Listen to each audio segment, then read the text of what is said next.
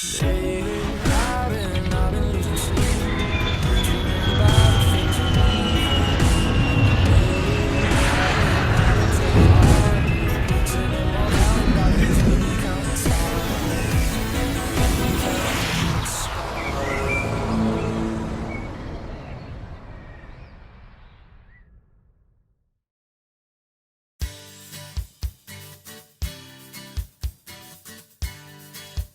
Hi, I'm Dave, proud owner of a working peach orchard and big-time supporter of promoting tourism.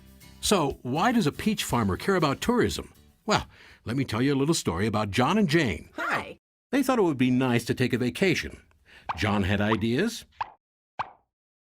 and Jane had ideas.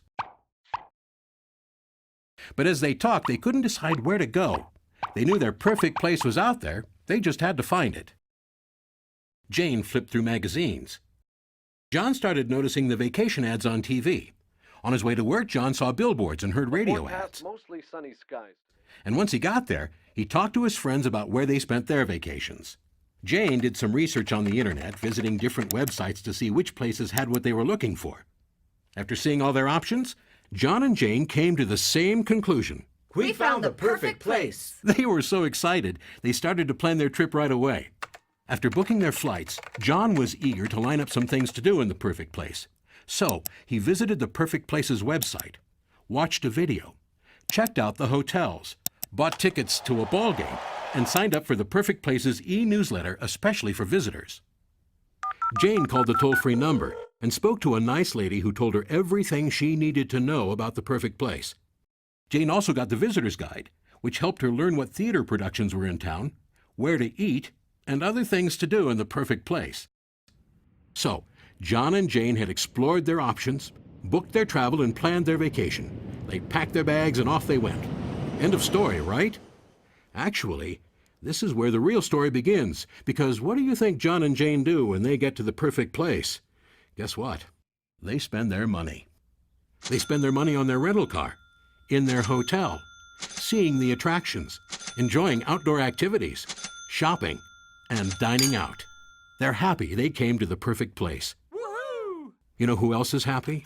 The hotel they stayed in, of course, and the bellman at the hotel, the workers at the local company that supplies his uniform, the stores they shop at, and the banks they use. And then there's the restaurant where John and Jane ate dinner, and the waitress who served them their wine? She's happy too. So's the local vineyard that grew the grapes that made the wine, the people who bottled it, and the drivers who brought it into town. And the peach farmer, who supplied the peaches for the cobbler that the waitress served John and Jane for dessert. That's why someone like me cares about tourism in somewhere like the perfect place. Yes, I'm a farmer, but I'm also a businessman, and I can draw a lot of conclusions from that story. I bet you can too. Tourism creates jobs. It brings in spending. And tourists pay taxes, which means locals pay less. But tourism is competitive. And without the marketing engine that drives it, people like John and Jane will take their money to some other destination where it'll benefit some other local economy. Let's make sure our local economy grows. Let's feed it, nurture it, help it along so it becomes strong, healthy, and delicious.